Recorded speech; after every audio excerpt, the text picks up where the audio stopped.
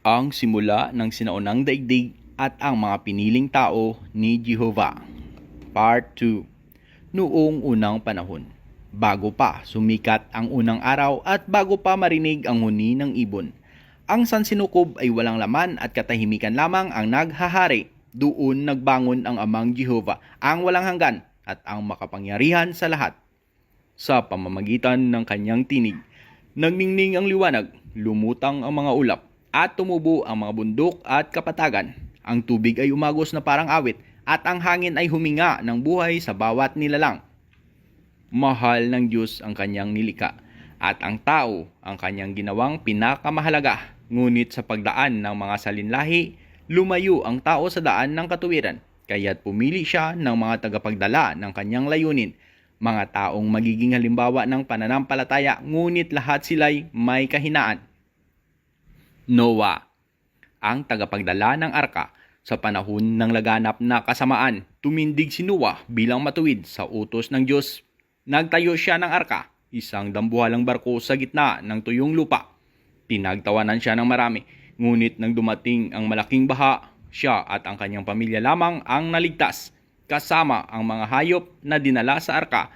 Ngunit kahit nailigtas, si Noah rin ay nagpakita ng kahinaan. Tanda na ang tao ay di perpekto, kahit pa pinili ng Diyos. Abraham, ang ama ng maraming bansa.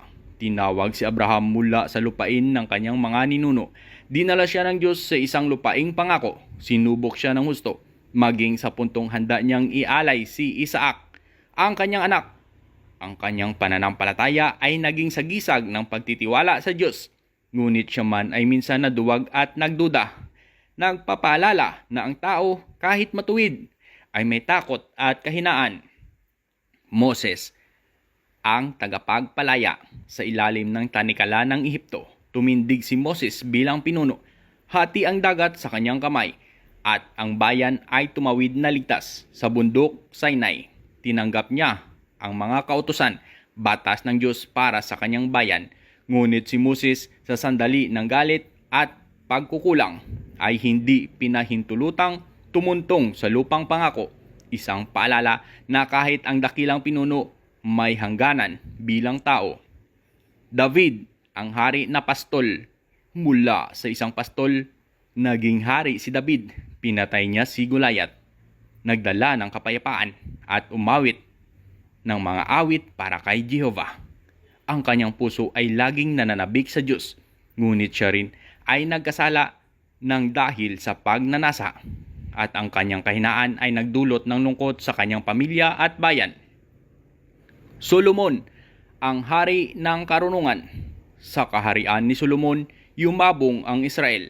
Ang kanyang karunungan ay hinangaan ng mga hari't reyna sa buong mundo. Itinayo niya ang templo, tahanan ng Diyos sa lupa. Subalit sa kanyang katandaan, ang kanyang puso ay lumayo, nahulog sa mga banyagang Diyos-Diyusan. Ang karunungan ay natakpan ng kahinaan ng tao. Samson, ang hukom na malakas. Isinilang si Samson na may lakas na mula sa Diyos. Kayang talunin ang hukbo ng mga Filisteo. Ang kanyang bisig ay parang bakal at ang kanyang tapang ay parang apoy. Ngunit siya man ay bumagsak dahil sa tukso. Ang kanyang buhok na simbolo ng lakas ay nawala at ang kanyang mga matay na bulag. Gayunman sa kanyang huling hininga, ibinigay niya ang lakas upang durugin ang mga kaaway, isang sakripisyo na nagmarka sa kanyang pangalan. Ang kabiguan at ang bagong daigdig. Sa bawat isa, Noah, Abraham, Moses, David, Solomon at Samson, nakita ang dalawang mukha ng tao, ang pananampalataya at ang kahinaan. Pinili sila ni Jehovah upang maging liwanag, ngunit lahat ay nabigo sa iba't ibang paraan. Ngunit ang kanilang mga pagkukulang ay hindi wakas. Ito'y naging simula. Dahil sa kanilang kabiguan, ipinahayag ang pangangailangan ng isang mas dakilang kaligtasan. Isang bagong daigdig kung saan ang tao ay hindi alipin ng kasalanan.